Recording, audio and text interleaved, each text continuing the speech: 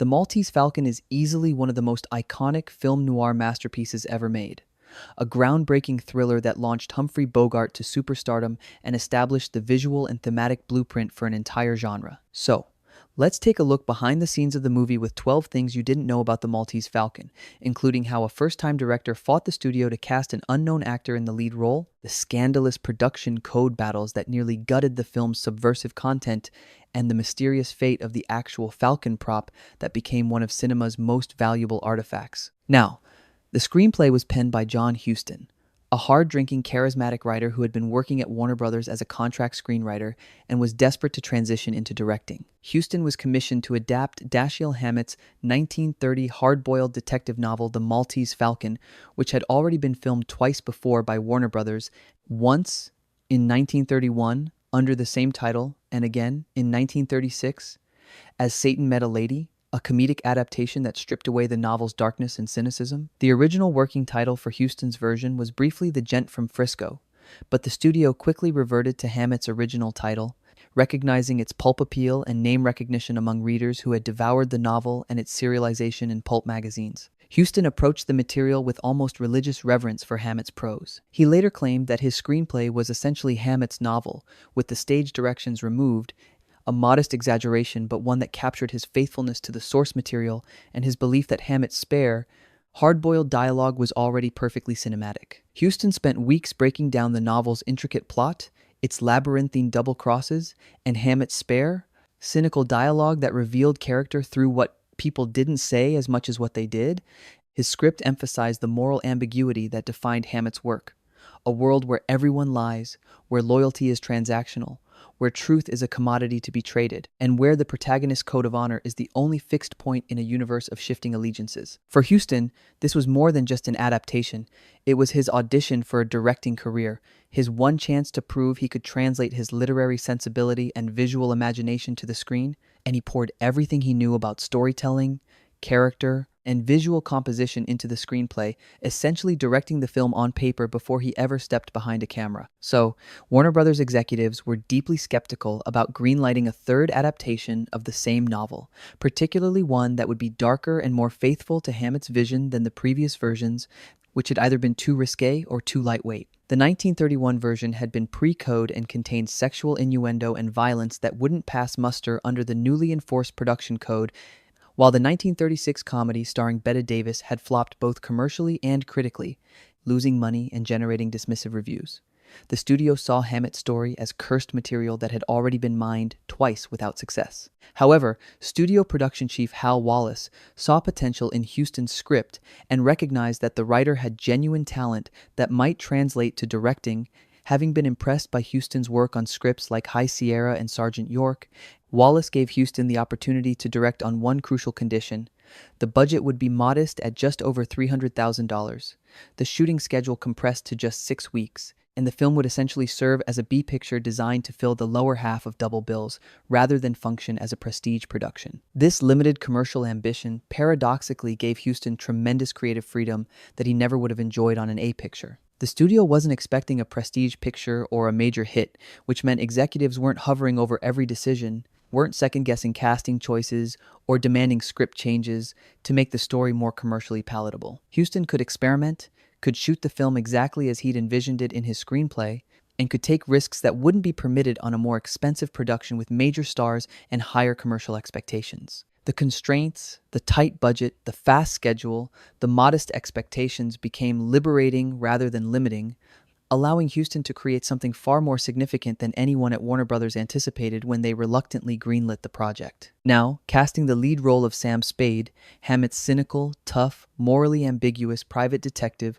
who operates according to his own code rather than conventional morality, became the production's most crucial and controversial decision. Warner Brothers wanted George Raft, a major star who specialized in gangster roles and had box office clout that could potentially elevate the B-picture into something more commercially viable. Raft had script approval written into his contract, and the studio assumed he'd jump at the chance to play such a dynamic character in a property based on a famous novel. However, Raft read Huston's script and rejected the role outright, a decision he would regret for the rest of his career. He reportedly told his agent that he refused to work with a first-time director who had never proven himself behind a camera, that the film looked like a low-budget B picture that would damage his carefully cultivated star image, and that the character lacked the clear heroism and moral certainty that audiences expected from leading men in crime pictures. This rejection proved to be one of the most catastrophic career decisions in Hollywood history, consigning Raft to increasingly marginal roles, while the actor who replaced him became an icon.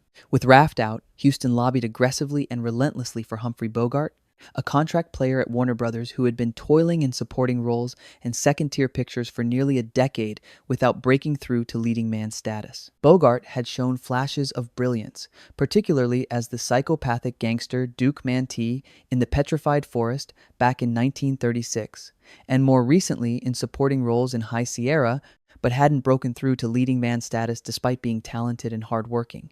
Studio executives were dubious about Bogart's commercial prospects. They saw Bogart as too old at 41, too weathered and lived in, lacking the conventional handsomeness of a romantic lead like Errol Flynn or Tyrone Power. But Huston insisted with the passion of a man who knew his career depended on getting this casting right, arguing that Bogart's world-weary face, his ability to suggest intelligence and danger simultaneously, and his gift for sardonic delivery made him perfect for Spade in ways that a more conventionally handsome actor could never achieve. Huston eventually prevailed after weeks of arguing, and Bogart's casting would transform both the film and American cinema, establishing a new kind of leading man who didn't need to be conventionally heroic or romantic to carry a picture. Bogart understood Spade instinctively, the character's cynicism, masking romanticism, his tough exterior, protecting a surprisingly rigid moral code, his performance of callousness that barely conceals emotional vulnerability and genuine feeling. However, casting Bridget O'Shaughnessy, the femme fatale whose lies and manipulations drive the plot and whose beauty masks murderous intentions, required an actress who could embody innocence and deception simultaneously, who could make the audience understand why Spade would risk everything for a woman he knows is lying to him from their first meeting. Mary Astor, a veteran actress whose career had survived numerous scandals, including a sensational 1936 divorce trial where her private diaries detailing extramarital affairs with famous men were read in open court and splashed across newspapers nationwide, was considered damaged goods by Hollywood's conventional standards. But Huston saw those scandals as assets rather than liabilities, proof that Astor understood the kind of woman who lived outside conventional morality. He believed Astor's real-life experience with public judgment and moral condemnation would give her portrayal of Bridget authentic depth and complexity that a more innocent actress couldn't provide. Astor brought layers to Bridget that transcended the typical femme fatale stereotype. She made the character genuinely vulnerable even while lying, genuinely frightened even while manipulating, creating a performance where truth and deception became indistinguishable, and audiences could never be certain which was which. Her chemistry with Bogart was electric and immediate, a collision of two damaged people recognizing each other across the moral wasteland. They both inhabit and understanding each other in ways that made their mutual destruction inevitable. The famous final scene where Spade sends Bridget to prison despite loving her became devastating because Astor made audiences believe in both the love and the betrayal simultaneously, made them understand why Spade had no choice even as they wished desperately that he'd make a different one and let her go. So, one of the film's most remarkable achievements was the casting of Sydney Greenstreet as Caspar Gutman, the urbane, corpulent villain obsessed with obtaining the Falcon and willing to commit any crime to possess it. Greenstreet was 61 years old and had spent his entire career on stage in both England and America, never having appeared in a film before The Maltese Falcon despite decades of theatrical success.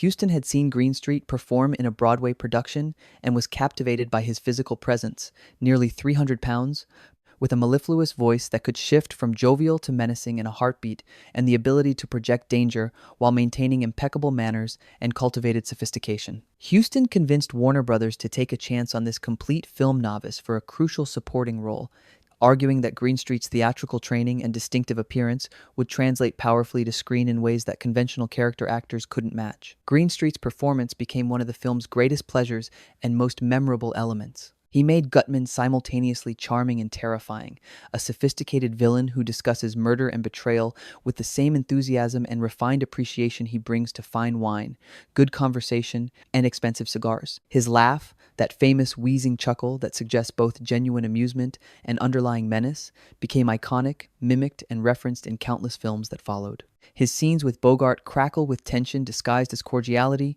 two intelligent men circling each other verbally, while knowing that eventually one will have to destroy the other. Greenstreet's late career film debut was so successful that he'd go on to make 24 more films over the next 8 years, becoming one of cinema's great character actors and proving that screen presence and talent mattered more than youth or conventional appearance. The fact that he earned an Academy Award nomination for Best Supporting Actor for his very first film appearance remains one of Hollywood's most extraordinary achievements, and a testament to both his talent and Huston's eye for casting. Now, the supporting cast was rounded out by Peter Lorre as Joel Cairo, the effeminate, cowardly criminal who serves as Gutman's lieutenant and whose fear of physical violence is as pronounced as his obsession with the Falcon. Lorre, a Hungarian actor who had fled Nazi Germany after achieving fame in Fritz Lang's M and made his American debut in Mad Love, brought a twitchy, neurotic energy to Cairo that suggested barely contained panic and constant calculation. Huston encouraged Lorre to play up the character's coded homosexuality, the perfumed handkerchiefs, the affected mannerisms, the fastidious attention to appearance, the terror of physical violence, walking a careful line with the production code that regulated depictions of sexuality and required that such content be implied rather than stated. The ensemble was completed by Elisha Cook as Wilmer, Gutman's hot-headed young gunman whom Spade delights in needling and provoking, and Jerome Cowan and Barton McLean as the police detectives who represent official law enforcement and conventional morality. What made this ensemble extraordinary was how Huston orchestrated them like a chamber piece or musical composition, creating scenes where multiple characters circled each other verbally, each pursuing separate agendas while pretending cooperation and alliance. The famous scene in Spade's apartment, where Spade, Gutman, Cairo, and Wilmer negotiate over the Falcon, became a masterclass in blocking, performance, and dramatic tension, with Huston's camera moving fluidly between characters as alliances shift and power dynamics fluctuate moment by moment.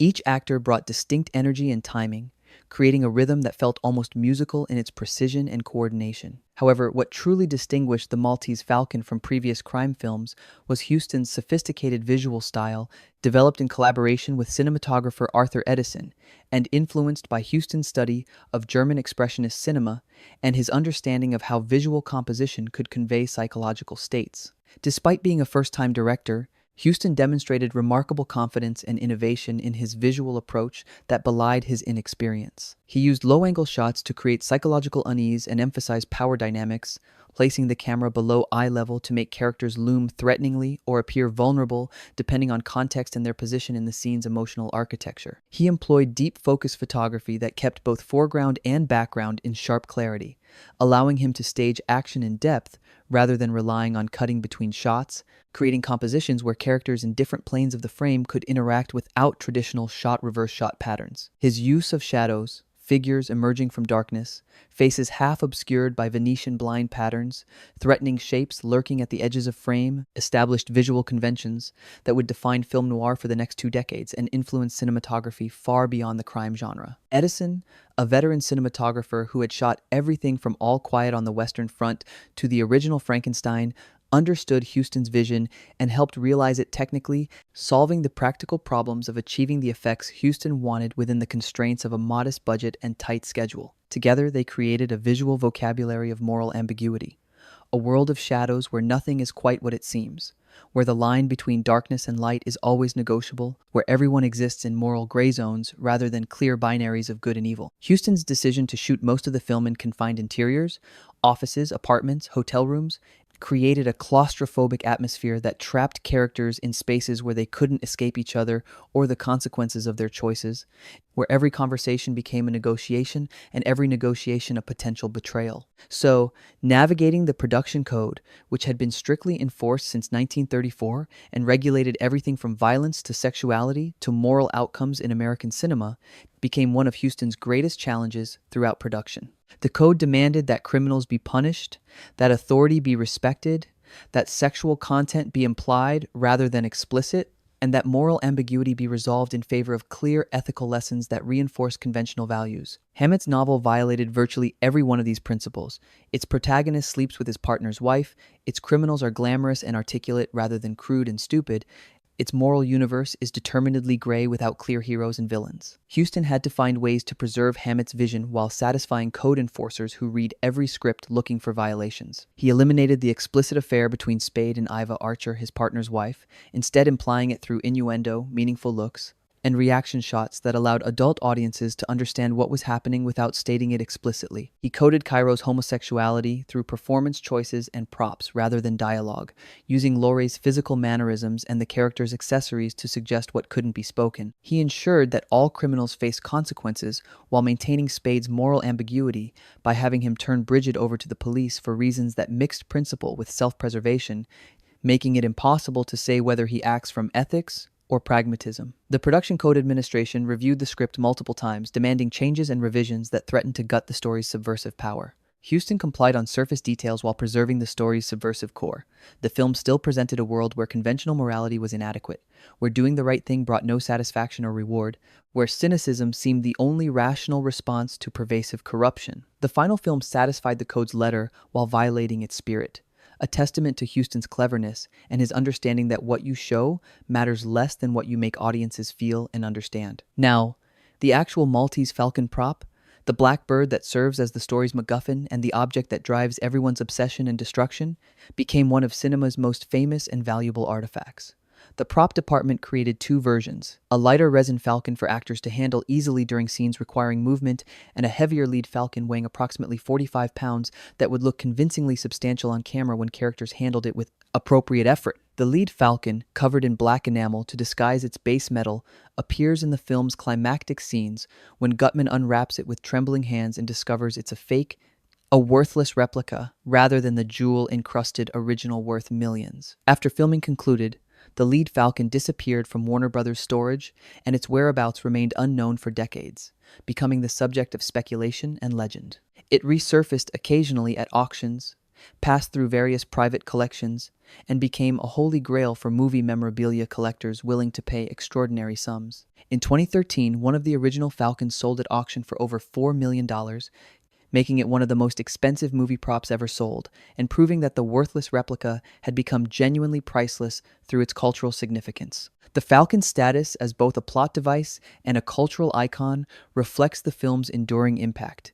It represents the futility of greed, the emptiness of obsession, the way people destroy themselves and others pursuing something ultimately worthless.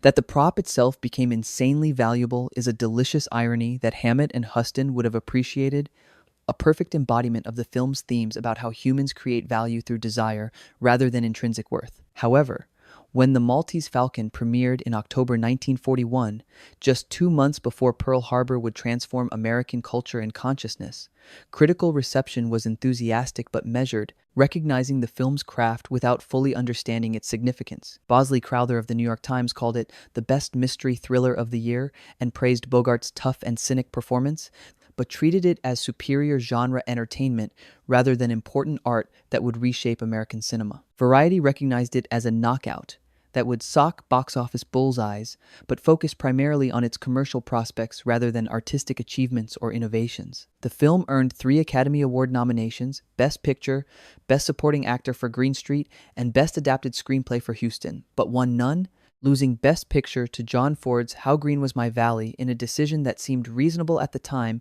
but looks increasingly questionable in retrospect. At the time, the film was appreciated as a well-crafted thriller with strong performances, but not recognized as the revolutionary work it would later be seen as, or the foundation of an entire genre. Critics noticed Huston's assured direction and praised the performances, particularly Bogart's star-making turn and Greenstreet's remarkable debut, but few understood that they were witnessing the birth of film noir, the establishment of archetypes and visual styles that would influence cinema for generations. The film performed solidly at the box office without being a massive hit, earning back its modest budget several times over and establishing Bogart as a leading man who could carry a picture, but it wasn't the kind of overwhelming success that forces immediate cultural reevaluation. But nowadays, The Maltese Falcon is widely viewed as the film that essentially created film noir as a coherent genre, establishing the visual style, thematic preoccupations, and character archetypes that would define noir for the next 15 years and influence filmmaking far beyond the genre's classical period. Film scholars point to it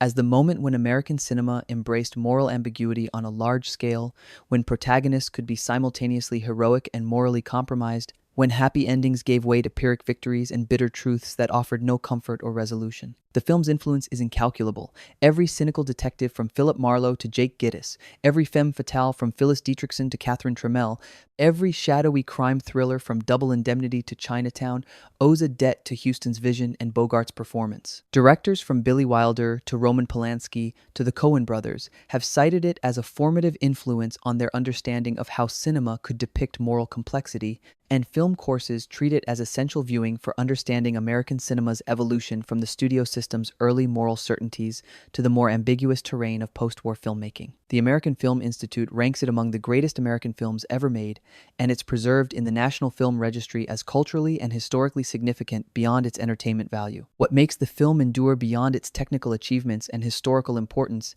is its emotional core, the tragedy of Sam Spade, a man who sees through everyone's lies, including his own, who does the right thing, and receives no reward beyond the cold comfort of maintaining his code in a world that doesn't value such integrity. The final image of Spade watching the elevator doors close on Bridget, his face registering loss and resignation in equal measure, captures something essential about the human condition.